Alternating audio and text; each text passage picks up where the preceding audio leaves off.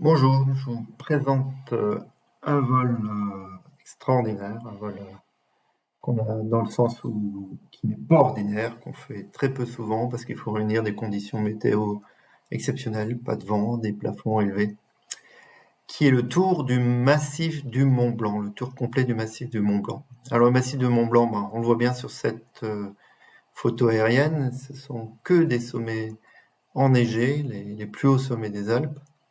Et donc, si on resitue le massif du Mont Blanc, là, on a tout le lac de Genève. Et donc, si on le resitue dans l'ensemble des Alpes, donc on voit tous ces massifs enneigés des Alpes, les plus hauts des Alpes. Et ben, c'est quand même un massif qui est pas si grand que ça. Et en faire le tour, ça dans l'Avocat Mérite, c'est quand même assez exceptionnel. Allez, on est parti. Donc, on démarre tous de plan plat. C'est l'arrivée du premier tronçon du Brévent. Et là, on a une longue période où on va voler sur les aiguilles rouges en attendant d'aller au plafond, le plafond étant de 3300 mètres, 3200 mètres le minimum pour basculer sur la partie du massif du Mont Blanc. Allez, là c'est parti, on passe, là il y a la mer de glace, le glacier d'Argentière, et donc on va en direction du glacier du Tour. Et donc c'est après le glacier du Tour que l'on passe en Suisse. Voilà, donc le passage en Suisse va se faire à ce moment-là. Là, on est déjà en Suisse. Et en Suisse, donc là, je vous donne une vue. Là, on bascule sur des montagnes qui vont nous amener. On s'écarte un tout petit peu des glaciers, mais on va y revenir très vite. Là, dans cette transition-là, où là, on est vraiment en haute montagne. Là. Il n'y a pas de souci là-dessus. C'est vraiment des montagnes extrêmement élevées et on passe en fait le principe de crête en crête. Et au milieu de ces crêtes, à chaque fois, il y a un glacier.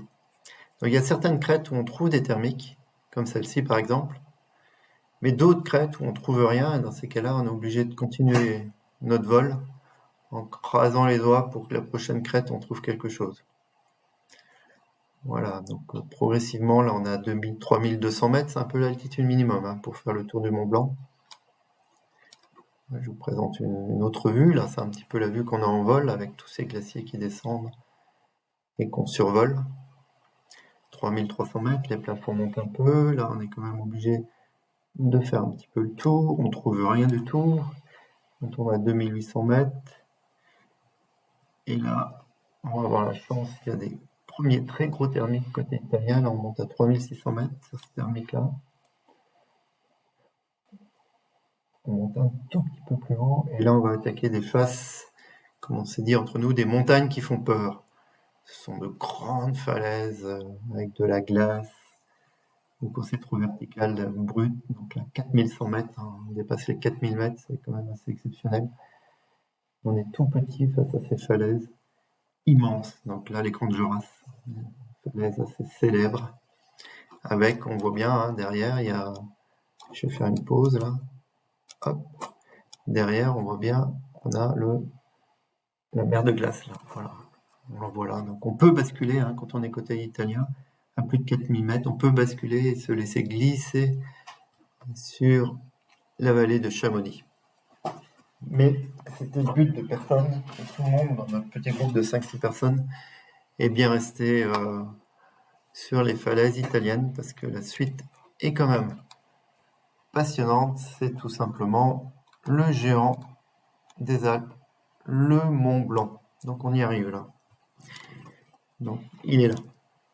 C'est le sommet, c'est le plus haut, c'est pas compliqué.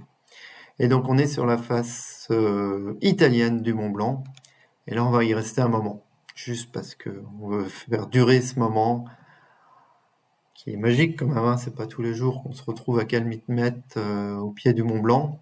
Donc on ne peut pas monter beaucoup plus haut, les nuages sont à cette altitude, même s'ils sont assez épars et qui nous laissent bien deviner le sommet. Et puis au bout d'un moment, on se décide par passer par le col de Miage et on se retrouve côté français. Et donc côté français, on va retrouver des glaciers bien connus, comme les bossons, le taconaz, etc. Il me reste plus que, par souci de bien boucler ce vol, de retourner au-dessus du décollage de plan Prat pour faire une boucle et d'atterrir à Chamonix.